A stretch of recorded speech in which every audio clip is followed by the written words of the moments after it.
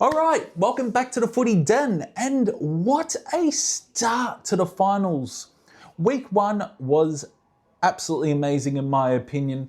Every single game had that September electricity, the pressure, the chaos, the brilliance. The crowd was brilliant. You can feel it in the crowd. You can feel it through the screen. This is what we wait for all year. We had heavyweights flexing their muscles, underdogs refusing to let go, and plenty of upsets that no one saw coming, especially me, I didn't see coming. I'll put my hand up. Some of my finals predictions were fucking shocking. A couple landed, but let's be honest, most of them blew up in my face. That's the beauty of September footy. It's unpredictable. I want to hear from you guys. What was your favorite moment of the final so far? Drop it in the comments below, because this weekend gave us highlights we'll be talking about for quite a long time. If week 1 is anything to go by, we're in for one fucking hell of a final series.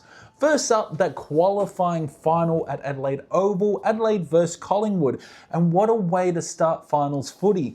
The atmosphere was buzzing, Tex Walker running out for his 300th game, the Crows faithful making plenty of noise, but in the end, Collingwood were just too strong. Maybe I'll put the score down here or somewhere. Adelaide started with intent. They brought pressure early, but the cracks were showing.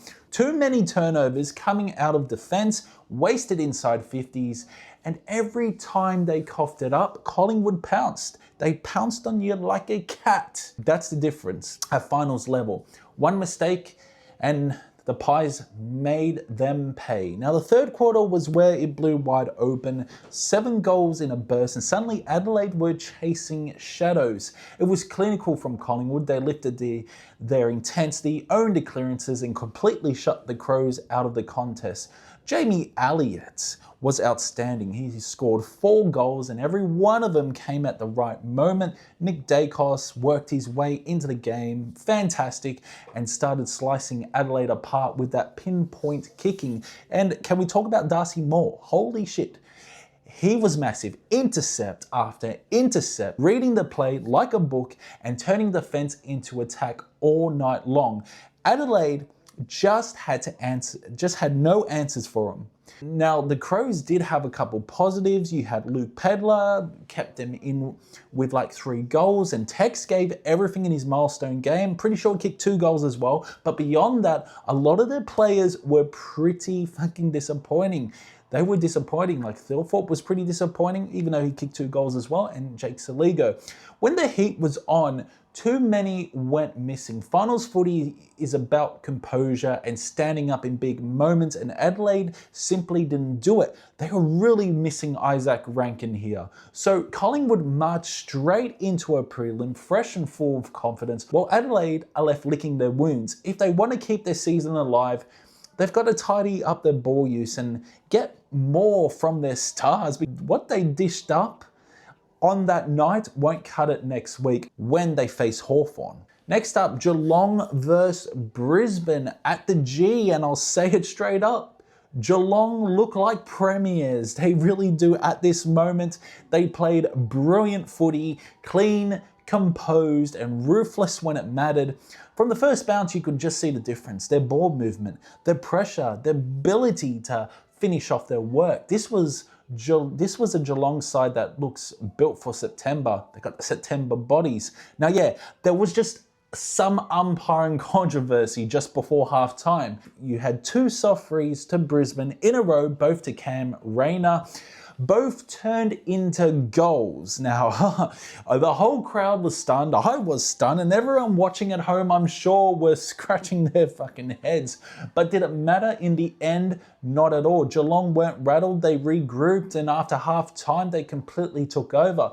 Now, the Cats ran away with it, putting Brisbane to the sword with a massive third quarter burst. Ollie Dempsey was everywhere. Max Holmes and Bailey Smith ran riot. And how about Mullen kicking his first AFL goal in a final? Yeah, I can't remember his first name, but it was a huge moment. Geelong end up winning by, I think, 38 points, looking looking every bit the side to beat. As for Brisbane, honestly, really fucking disappointing. They never found their rhythm. Their midfield was flat, and they couldn't go with Geelong's speed and spread. Those goals from the umpires gave them a lifeline, but the Lions wasted it. And Lockie Neal as well, hobbling off late with a calf injury. His season is hanging by a thread, and I'm pretty sure, I think he's done. Right now, I can't see Brisbane making it to the grand final and winning 2 consecutive premierships in a row. They've got too many issues, too many players down on form, and without Lockie Neal, I don't think they've got the weapons to go all the way. Geelong, though, they look hungry. They're ready to pounce like Collingwood did with Adelaide. They look sharp, and they're my pick right now for the flag. Now, GWS versus Hawthorn. Elimination final. What a game this turned out to be. From the opening bounce, it looked like Hawthorn were going to cruise through. Their ball movement was sharp. Their forwards were finishing cleanly. And before you knew it, they were about 42 points up. Now, the Giants looked gone, completely shell-shocked. But then the finals footy did what it always does. It flipped on its head. The footy gods were there. GWS came alive. They went on an unbelievable run, slotting 6 goals in a row, and suddenly they were in front. Now, the place was rocking, the crowd was buzzing, and it looked like we were about to witness one of the greatest comebacks in finals history. Josh Kelly was absolutely fantastic, especially after Jones went down injured.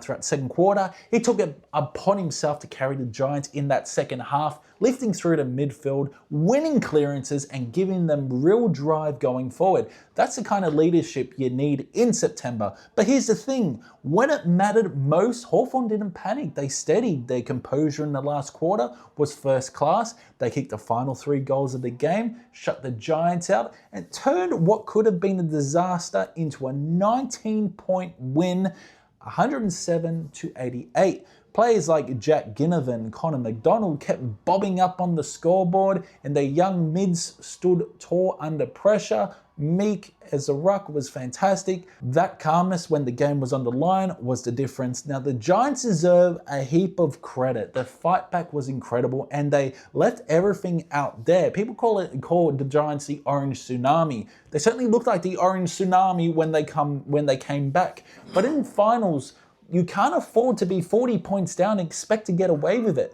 They gave themselves too much to do.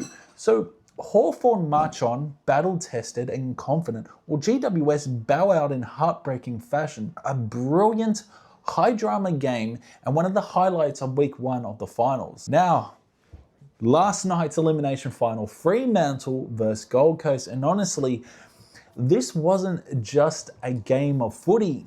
This felt like a movie. Now, the script was perfect. The ending, unbelievable. And the drama of it all made it one of the greatest final games I've actually ever seen. From the very first start, the Suns looked like a team possessed. Their first ever finals game away from home, and they silenced the Dockers crowd by halftime. They were up by 25 points, moving the ball cleanly, playing fearless footy and landing every punch. Now, Fremantle looked rattled, like the stage might be too big, but you can never count out a side in September. Fremantle roared back in the third. They rattled off 4 straight goals, I believe. The crowd came alive and the whole momentum swung as well. Voss was fantastic as always, and Tracy. It felt like the Suns' fairy tale was slipping through their fingers, and suddenly the Dockers were the ones in control. Then came that last quarter, and holy shit, mate, it was pure theatre. Luke Jackson took a huge contested mark, went back, slotted it, and Fremantle hit the front. The stadium exploded. At that point, you thought, yep, the Dockers have pinched this. The dream is over for the Suns, but the script wasn't just finished yet. Gold Coast dug in. They found something extra. Mac Andrews stood tall and nailed a massive goal to flip the game back their way. And then the moment that'll go down in Suns history, David Swallow, the veteran, the heart and soul of the club, stepping up in the dying seconds, calm, composed, everything on his shoulders and he iced it at a 1-point win, 80-79. The raw, the disbelief, the sheer drama of it. It felt like something out of Hollywood.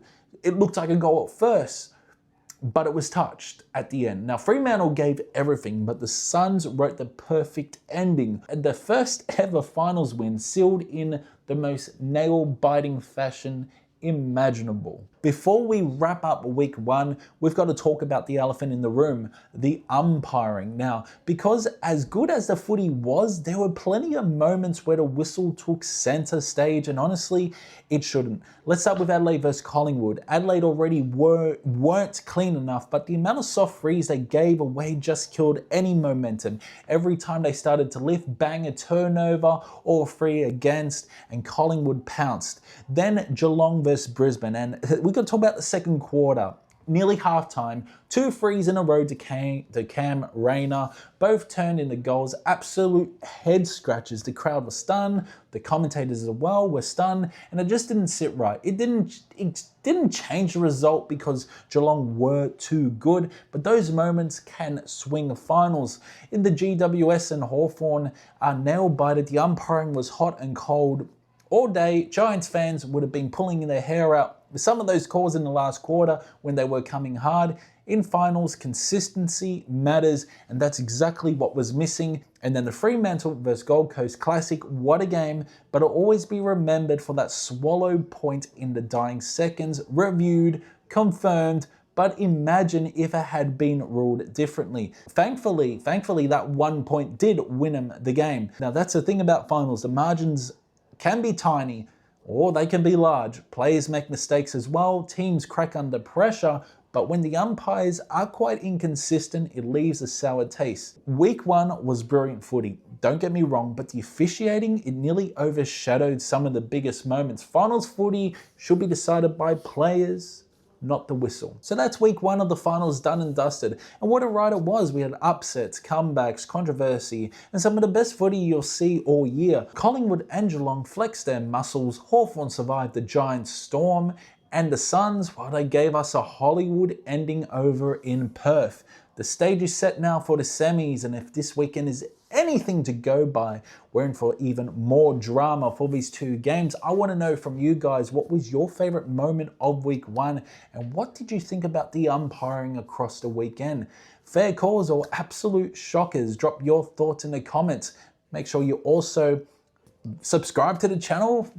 You may as well subscribe if you're watching, and stick around because finals footy is only going to get bigger from here.